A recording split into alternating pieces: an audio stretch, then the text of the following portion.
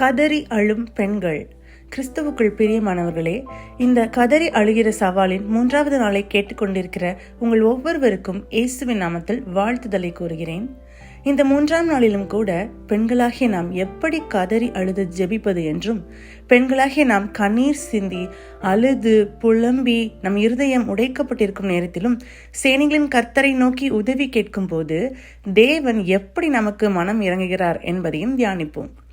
எரேமியாவுக்கு கடவுள் விடுத்த அழைப்பு நிச்சயமாக என் கவனத்தை ஈர்க்கிறது. நீங்கள் ஒருவேளை நினைக்கலாம், யார் அந்த எரேமியா? கடவுள் ஏன் அவரை அழைத்தார் என்று கூட யோசிக்கலாம். நான் சுருக்கமாக சொல்கிறேன். எரேமியா யூதா ராஜ்யத்தின் தீர்க்கதரிசியாக கடவுளால் அழைக்கப்பட்டார்.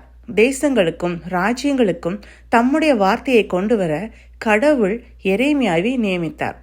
பாவத்திற்கான கடவுளின் நியாய தீர்ப்பை பற்றி யூதர்களுக்கு மட்டுமல்ல, உலகத்தின் அனைத்து நாடுகளையும் எச்சரிப்பதே எரேமியாவின் வேலை. வேதத்திலே எரேமியா தீர்க்கதரிசி எழுதின புஸ்தகம் 9வது அதிகாரம் 17-18 வசனங்களில் சேனைகளின் கர்த்தர் எரேமியாவிடம் சொல்வது என்னவென்றால், நீங்கள் யோசனை பண்ணி புலம்பற்காரிகளை வரவழைத்து அதிலே பழகின ஸ்திரீகளை கூப்பிடுங்கள் என்றும் சேனைகளின் கர்த்தர் சொல்கிறார். அவர்கள் சீக்கிரமாய் வந்து நம்முடைய கண்கள் கண்ணீராய் சொரியத்தக்கதாகவும் நம்முடைய இமைகள் தண்ணீராய் ஓடத்தக்கதாகவும் ஒப்பாரி சொல்ல கடவார்கள் என்று எழுதியிருக்கிறது. இங்கே ஒப்பாரி சொல்ல கடவர்கள் என்ற வார்த்தையின் அர்த்தம் என்னவென்றால் கதறி அழுதல் என்பது ஆகும். எரேமியா தீர்க்கதரிசி ஒரு வேதனையான சூழ்நிலையில் இருந்தார். ஏனென்றால் பாவத்தின் நிமித்தம் இஸ்ரவேல் தேசம் அழிந்து போனது. அவ்வாறு நடந்தவற்றிலிருந்து யூதா எதையும் கற்றுக்கொள்ளவில்லை. ஆகவே எருசலேம் நகரம் தனக்குத்தானே அழ ஊக்குவிக்கப்படும் வகையில் தொழில்முறை புலம்புவர்களாக கதறி அழும் பெண்களை அழைத்து வந்து அழும்படி கடவுள் அவரிடம் கூறினார். அதாவது கதறி அழும்படி கடவுள் அவரிடம் கூறினார். அவர்களின் நகரமாகிய எருசலேம் சிதைந்து விட்டதால் அவர்கள் கதறி அழ வேண்டியதிருந்தது. இந்த பெண்கள் அவர்கள் கதறி அழுவது மட்டுமல்லாமல் தங்கள் மகள்களுக்கும் அழ கற்றுக் கொடுப்பவர்களாகவும் இருந்தனர். இது அவர்கள் குடும்பத்தின் அழுகையின் பாரம்பரியமாகும். மரணம் அவர்களை சுற்றிலும் இருந்தது. அழிவு, பாழடைதல் அவர்களை சூழ்ந்திருந்தது. ஆனால் இந்த பெண்கள் தாங்கள் இழந்த அனைத்தையும் பற்றி தங்களுக்குள் அழுது கொள்ளவில்லை. அவர்கள் தங்கள் அழுகைகளை, அழுகுரல்களை வானத்தை நோக்கி திருப்பினர்.